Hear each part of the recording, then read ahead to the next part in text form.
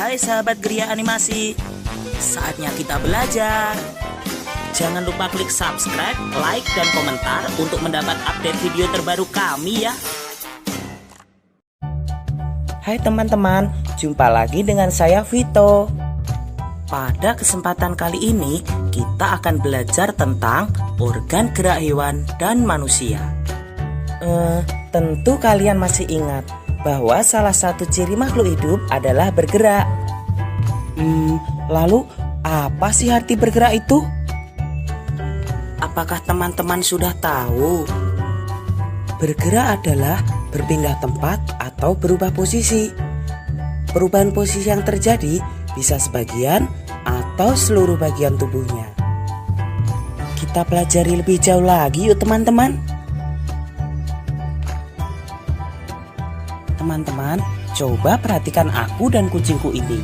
Kita sama-sama melakukan gerakan berjalan. Manusia dan hewan sama-sama menggunakan organ gerak untuk melakukan aktivitas seperti berjalan, berlari, melompat, memanjat, berenang, dan lain sebagainya. Dari tayangan tadi, kita tahu teman-teman, ternyata alat gerak pada hewan dan manusia memiliki kesamaan. Alat gerak pada hewan dan manusia terbagi menjadi dua, yaitu alat gerak pasif yang berupa tulang dan alat gerak aktif yang berupa otot. Tahukah kalian mengapa tulang disebut alat gerak pasif? Tepat sekali, tulang disebut alat gerak pasif karena tulang tidak bisa bergerak dengan sendirinya. Sedangkan otot disebut alat gerak aktif karena ototlah yang menggerakkan tulang-tulang tersebut. Jadi, tulang dan otot saling kerjasama untuk membuat hewan dan manusia dapat bergerak dan melakukan aktivitasnya sehari-hari. Bagaimana teman-teman? Apakah sampai di sini kalian bisa memahami? Kita lanjutkan belajar lebih jauh lagi yuk. Teman-teman, coba kalian amati hewan-hewan yang ada di hutan ini. Menurut kalian, bagaimana cara gerak hewan-hewan tersebut? Tepat sekali, hewan-hewan itu memiliki alat gerak dan cara gerak yang berbeda-beda. Sekarang, ayo kita pelajari alat gerak dan cara gerak hewan vertebrata dan invertebrata. Tunggu dulu teman-teman. Sudah tahukah kalian apa yang dimaksud hewan vertebrata dan hewan invertebrata itu? Yeay! Benar sekali teman-teman. Hewan vertebrata adalah hewan-hewan yang memiliki tulang belakang.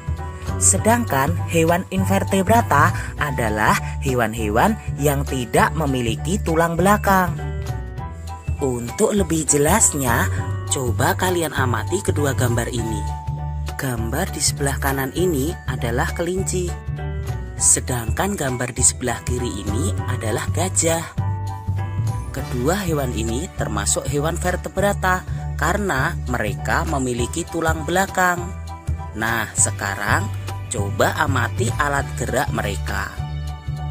Walaupun sama-sama bergerak menggunakan kaki, tapi cara gerak mereka berbeda teman-teman. Apakah kalian tahu perbedaannya? Tepat sekali, kelinci menggunakan kakinya untuk melompat, sedangkan gajah menggunakan kakinya untuk berjalan. Lalu bagaimana dengan kedua hewan ini? Bisakah kalian membantuku untuk menyebutkan alat gerak dan cara geraknya? Benar sekali teman-teman. Hewan di sebelah kanan saya ini adalah burung elang. Burung elang merupakan contoh hewan vertebrata yang bergerak dengan menggunakan sayap. Cara gerak burung elang adalah dengan cara terbang. Sedangkan hewan di sebelah kiri saya ini adalah ikan. Kalian semua tentu sudah tahu kalau alat gerak ikan adalah berupa sirip. Cara geraknya adalah dengan cara berenang. Lalu bagaimana dengan kedua hewan ini? Kedua hewan ini termasuk hewan melata teman-teman. Tahukah kalian apa hewan melata itu? Hewan melata adalah hewan yang bergerak dengan menempelkan perutnya ke tanah. Kadal dan ular ini adalah contoh hewan vertebrata yang bergerak dengan cara melata. Bagaimana teman-teman? Apakah kalian sudah memahami cara gerak dan alat gerak hewan-hewan vertebrata? Luar biasa. Sekarang saatnya kita mempelajari alat gerak dan cara gerak hewan-hewan invertebrata. Seperti halnya hewan vertebrata, hewan invertebrata juga memiliki alat gerak yang beragam. Ada yang bergerak menggunakan kaki, ada yang menggunakan sayap, dan ada pula yang menggunakan perutnya. Sekarang, mari kita bahas satu persatu teman-teman. Tahukah kalian hewan apa di sebelah kanan saya ini? Tepat sekali. Ini adalah belalang. Belalang dan jenis serangga yang lainnya adalah contoh hewan invertebrata yang bergerak menggunakan kakinya. Sekarang, coba perhatikan hewan di sebelah kiri saya ini dan amati apa alat gerak hewan ini.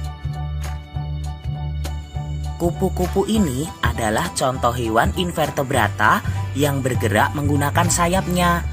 Contoh hewan invertebrata lain yang bergerak menggunakan sayap antara lain lalat, nyamuk, dan juga lebah. Kalau kedua hewan ini, apa ya alat geraknya? Lalu bagaimana cara mereka bergerak?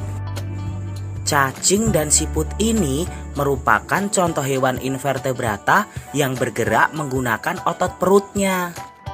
Oh iya teman-teman, selain kaki, sayap, dan perut, beberapa hewan invertebrata ada yang bergerak menggunakan tentakel.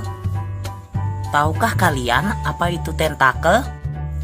Tentakel adalah organ tubuh yang dapat memanjang dan bersifat fleksibel.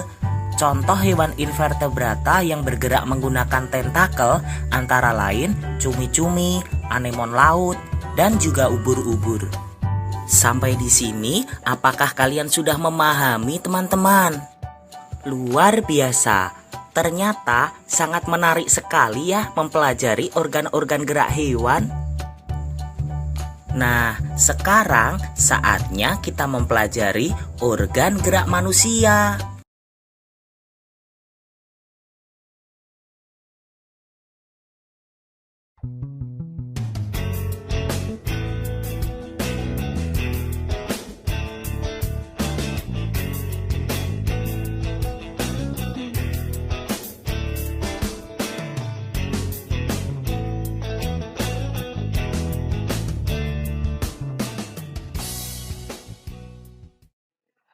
Assalamualaikum warahmatullahi wabarakatuh. Ketemu lagi dengan saya Asih Puji Aryani. Kali ini saya akan membagikan tips bagaimana merubah ide pokok menjadi paragraf dengan cara yang sangat praktis. Ini adalah materi untuk tema 1 kelas 5 sekolah dasar. Jadi kompetensi yang dipelajari berkaitan dengan pengembangan ide pokok menjadi paragraf ini adalah menyajikan hasil identifikasi pokok pikiran dalam teks tulis dan lisan secara lisan, tulis, dan visual. Nah, bagaimana langkah-langkah praktis untuk mengembangkan sebuah ide pokok menjadi paragraf sederhana? Yang pertama, anak-anak, temukan atau tulis setidaknya 3 kata benda atau kata sifat yang berkaitan dengan ide pokok yang harus kalian kembangkan. Yang kedua, kembangkan setiap kata yang sudah kalian tulis menjadi sebuah kalimat. Langkah ketiga, rangkailah kalimat-kalimat kalian agar susunannya rapi dan enak untuk dibaca. Kemudian jika perlu, tambahkan kata atau kalimat penghubung agar paragraf yang kita buat lebih enak dibaca dan lebih mudah dipahami. Jadi itu ya langkah-langkahnya, 4 langkah praktis untuk mengembangkan ide pokok menjadi paragraf. Nah, Ibu berikan contoh bagaimana kita merubah sebuah ide pokok menjadi paragraf. Misalnya ini adalah yang ada di buku tema kalian, halaman 3.